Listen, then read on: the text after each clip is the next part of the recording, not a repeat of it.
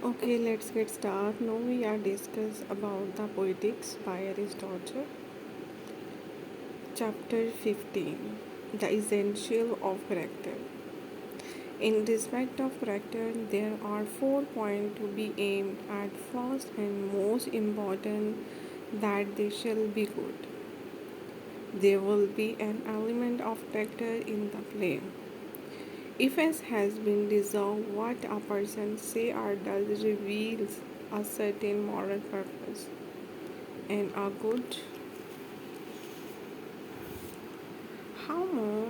How much more inevitable and awesome it seems when this happens in the story of Sohrab and Rustam than it would have if the father had recognized the son in time and not killed him.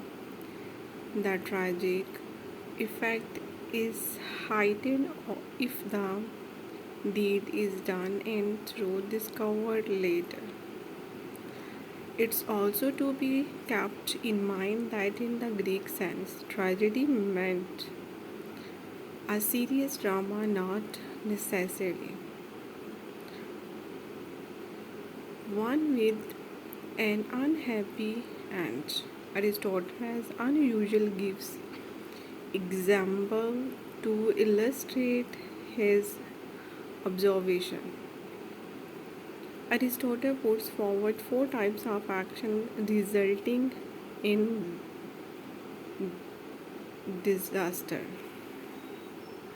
The 4 types are derived from the interrelation of two major factors, namely a tragic deed that is part of plot and a lack of knowledge. It's that's at least in some degree part of character. It's the interrelation between hamartia, which involves a lack of knowledge for its an error of judgment and inaugurates the realizations of the truth. The disaster which spring from the hamartia can be stopped if discovery or anachronism comes in time. We find that peripety, discovery, and hamartia are very closely linked with one another in Aristotle's theories of tragedy. Discovery and peripety are aspects of the plot, while hamartia is the error of judgment on the part of the hero. Thus, character and plot are related to one another in unity with the tragic void. Aristotle explains why the great tragedy dramatics had continual resorted to certain families for their stories. If they saw their plot in traditional stories, it was because they found the most tragic situations there. This series has situations of horror crime being committed by one family members on and other situations which were idea for evoke the tragic emotion of pity and fears, but though this seems to limit the poet choice of subject.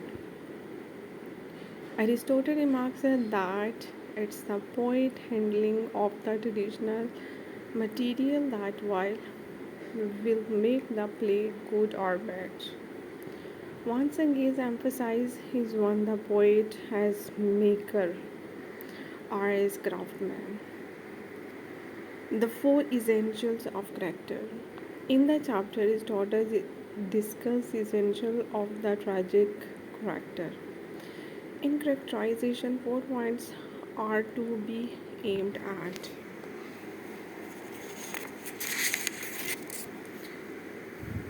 Element in the characters. If the purpose so revealed is good, such goodness is possible in every type of person, even a woman or slave. though the one is perhaps an inferior and the other a wholly worthless being. The second point is to make them appropriate. The character before us may be same man, but it's not appropriate in a female character to be manly or slave. The third is to be make them true to life, which isn't the same as their being good and appropriate in our sense of them. The fourth is to make them consistent and the same throughout, even if consistency the part of the man who is the subject of imitations, he should still be consistently inconsistently the right thing, however, is in the character just as in the incidents of the play. To endure always after the necessary are the probable, so that whenever such and such a personage says or does such as such a thing, it shall be the probable or necessary outcome of his character. Whenever this incident follows on that, it shall be either the necessary or the probable consequence of it. From this one scene to digress of a moment, that the dynamite also should arise out of the plot itself and not depend on stage artific in as in media or in the story of the arrested departure of the Greek in the Iliad. Mechanical devices must be reserved for matter whatever outside the play, for past event beyond human knowledge or events yet to come, which require to be foretold are announced, since it's the privilege of gods to know everything. There should be nothing improbably among the actual incidents.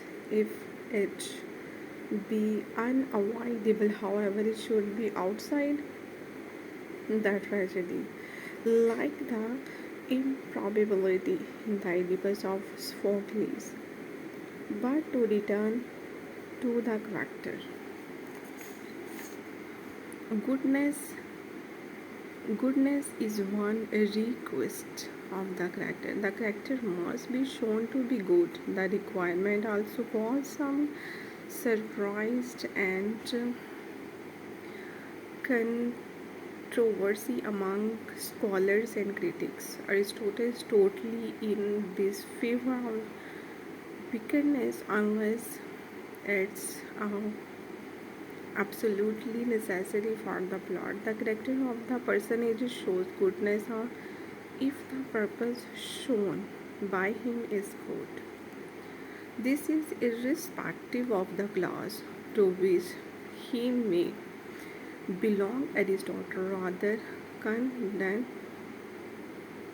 coincidentally remark that if woman and slave are introduced in a tragedy, they too must be shown to be good. Aristotle clarified his meaning in the last line of the character, right, where he says that the tragic poet should present man as being done in real life, while at the same time the human infirmities infirmities should not be ignored. Aristotle asked for a good man, not a perfect man. It would do well here to remembers that in the Greek sense, goodness involves any virtues of courage, temperance, magnificent, truthful, liberty, etc. In a way, even Macbeth can be explained in the light of this statement. One couldn't, in truth, feel the admiration and pity in Macbeth, or if he were not also a courageous and steadfast man beside being a villain. He isn't completely deprived. Good is not to be interpreted in a Christian sense. Appropriateness. This too has been interpreted variously according to some critics. It means that the character should be true.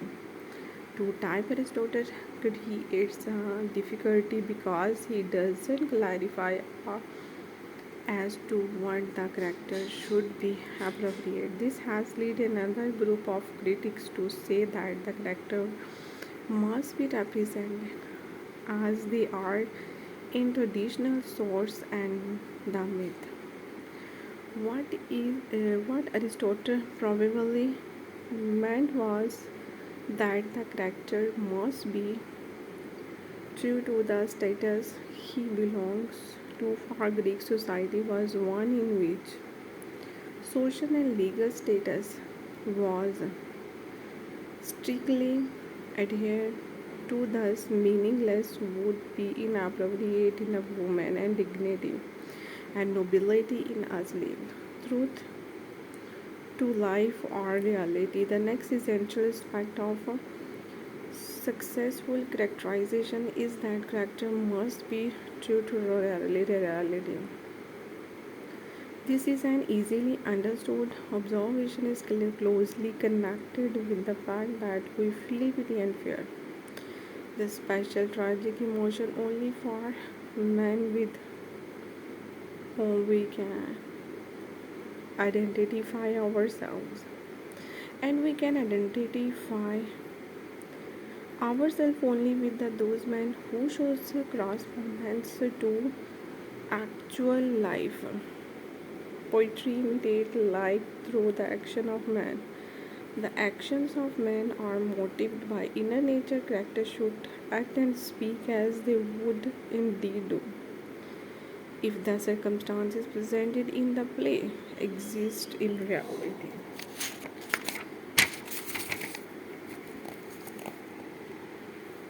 As tragedy is an imitation of persons better than the ordinary man, we in our way should follow the example of good portrait painters who reproduced the distinctive features of a man and at the same time without losing the likeness, making him handsomer than he is. The poet is like manner in portraying men quick or slow to anger or with similar infirmities of characters must know how to respect them as such and at the same time as good men as Gotham and Homer have represented Achilles. Okay, do like, share, and subscribe. Thank you.